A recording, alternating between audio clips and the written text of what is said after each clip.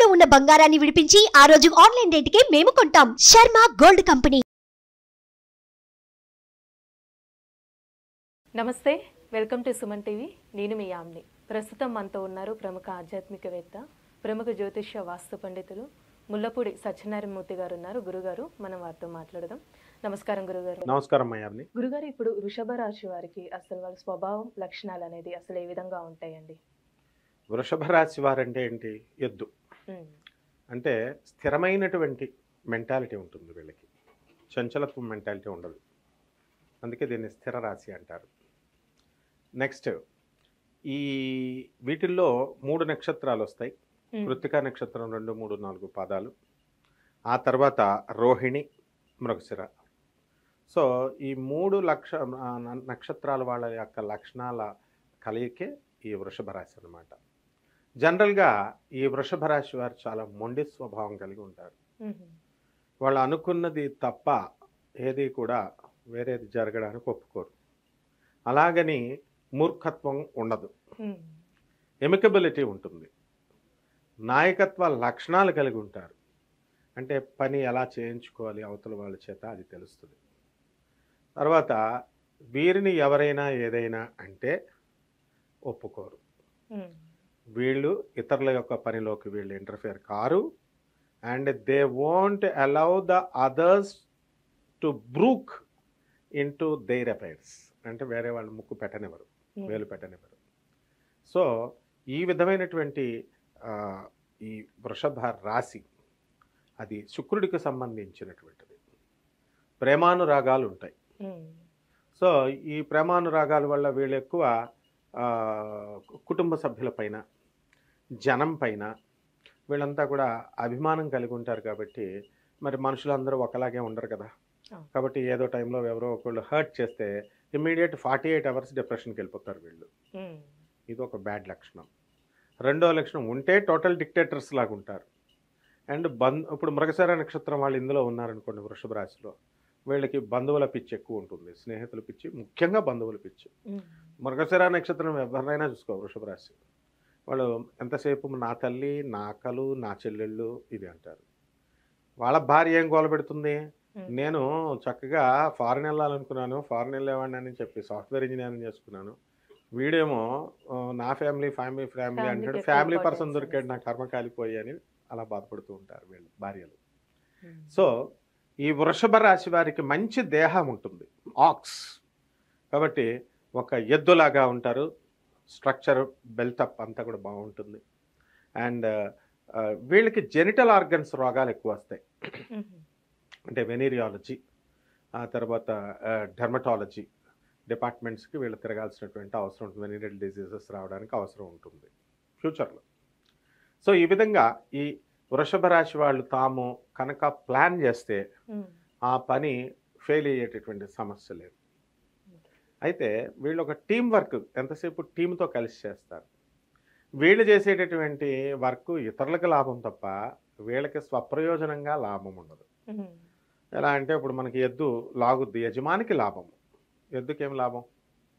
అంటే ఈ విధంగా ఈ వృషభ రాశి వాళ్ళు ఇప్పుడు సపోజ్ ఇప్పుడు మనకి కృత్తికా నక్షత్రం వాళ్ళు ఉన్నారు, ఇది రవికి సంబంధించినటువంటిది. ఈ రవికి సంబంధించిన వాళ్ళు వీళ్ళు టోటల్ ఈగోయిస్టిక్గా ఉంటారు. ఎందుకని? వీళ్ళ నక్షత్రమేమో రవి, రాశి ఏమో వృషభ రాశి. సో రెండిట్లకి కాంట్రడిక్షన్, రెండిట్లకి పడదు. సో వీళ్ళు ఏదన్నా అంటే ఆ leadership qualities will be turned as egoistic క్వాలిటీస్గా బిహేవ్ చేస్తారు వీళ్ళు. అందుకని కొంతమంది మనం చూసినప్పుడు వాళ్ళు మనం ఏమనకపోయినా సరే వాళ్ళు బిల్డప్లు ఇచ్చేస్తుంటారు. ఉదాహరణకి నా క్లాస్మేట్ రైల్వేలో జనరల్ మేనేజర్, నేను వాడు ఎల్కేజీ నుంచి క్లాస్మేట్స్.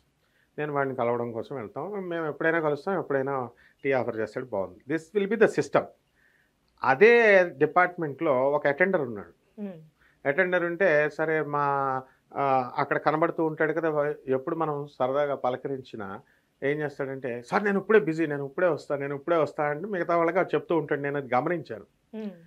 అంటే ఎందుకు వల్ల ఇతను ఇలా బిహేవ్ చేస్తాడు అంటే అక్కడ ఏం పని ఏమి ఉండదు. అక్కడ సార్ మళ్ళీ చేస్తాను, మళ్ళీ వస్తాను అంటే అది ఆ 2 గ్రహాల యొక్క కాంట్రడిక్షన్ అన్నమాట. కృత్తికా నక్షత్రము అండ్ ఈ రవికి సంబంధించినటువంటి నక్షత్రం కాబట్టి అది, ప్లస్ ఈ శుక్రుడు వీళ్ళిద్దరు శత్రువులు. అదే మళ్ళీ రోహిణి నక్షత్రం వాళ్ళు ఉంటారు. రోహిణి చంద్రుడి నక్షత్రం, ఈ యొక్క రాశి శుక్రుడు. వాళ్ళు మంచి అనురాగం కలిగి ఉంటారు అండ్ వెరీ సెన్సిటివ్గా ఉంటారు.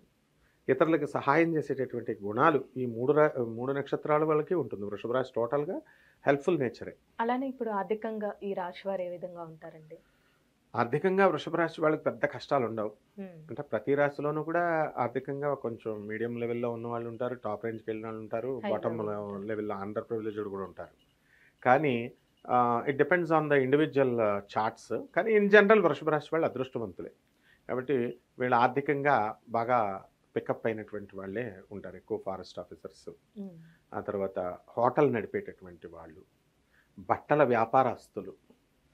శుక్రుడు ఎక్కడుంటే అక్కడ డిపార్ట్మెంటల్ స్టోర్స్, కిరాణా వ్యాపారాలు, ఇలా అనమాట. అలాగే శుక్రుడు మరి చక్కగా లెక్చరర్లు, వీళ్ళు కూడా శుక్రుడు మరి దైత్య గురువు, రాక్షస గురువు ఆయన. కాబట్టి ఈ టీచింగ్ లైన్లో ఉన్నటువంటి వాళ్ళు, ముఖ్యంగా సినీ సంగీత సాహిత్య రంగాలలో ఉన్నటువంటి వాళ్ళందరూ వస్తారు. ఈ వృషభ రాశి వారికి ఏదో ఒక కళ అనేటటువంటిది ఉంటుంది. ఫైన్ ఆర్ట్స్లో వీళ్ళు నిష్ణాతులు. ఏదో ఒక కళ, ఐదర్ చిత్రలేఖనమో లేకపోతే సినీ సంగీతమో ఏదో ఒక టాలెంట్ అనేది మాత్రం 64 కళ్ళలో ఉంటుంది. లేకపోతే ఫైనల్గా వంట అయినా బ్రహ్మాండంగా చేస్తారు. వీళ్ళ ఉద్యోగాలు లేనటువంటి భర్తలు చక్కగా భార్యలకి నలభీమ పాకంలో మంచి పాకశాస్త్రంలో వంటలు చేసి పెడతారు. కాబట్టి they won't be keep quiet అనమాట, దే వోంట్ బి ఐడిల్. వృషభ రాశి వాళ్ళు ఎంత నిరంతర కృషి వాళ్ళు తెగ నడుస్తారనమాట. వీళ్ళు యుద్ధం చూసుకోవడమే అంతే మనం. అలానే రాశి వారికి సంబంధించిన లక్కీ నెంబర్, అలానే కలర్, ఏ దైవాన్ని ఆరాధిస్తే మంచిదండి? ఈ యొక్క వృషభ రాశి వారికి జనరల్గా శుక్రుడు అధిపతి. ఈ శుక్రుడికి ఎవరండి?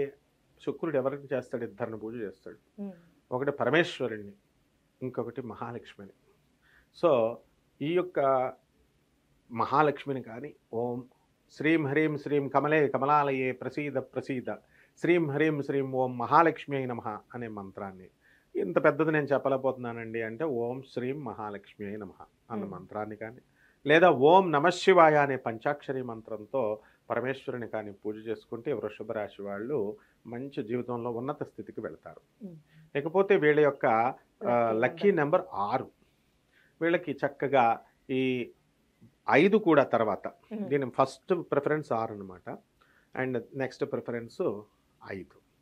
అలాగే లక్కీ కలర్ వచ్చేసరికి పింక్ కలర్, తర్వాత తెలుపు రంగు వస్త్రాలు, లైట్ కలర్స్.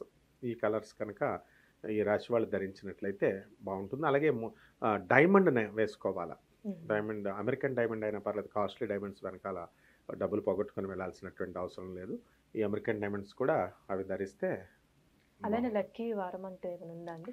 లక్కీ వారం శుక్రవారం. వీళ్ళకి శుక్రవారం కనుక వీళ్ళు మంచి ఆస్పిషియస్గా ఉంటుంది. వీళ్ళకి ఏ పని స్టార్ట్ చేసినా మంచిగా అవుతుంది.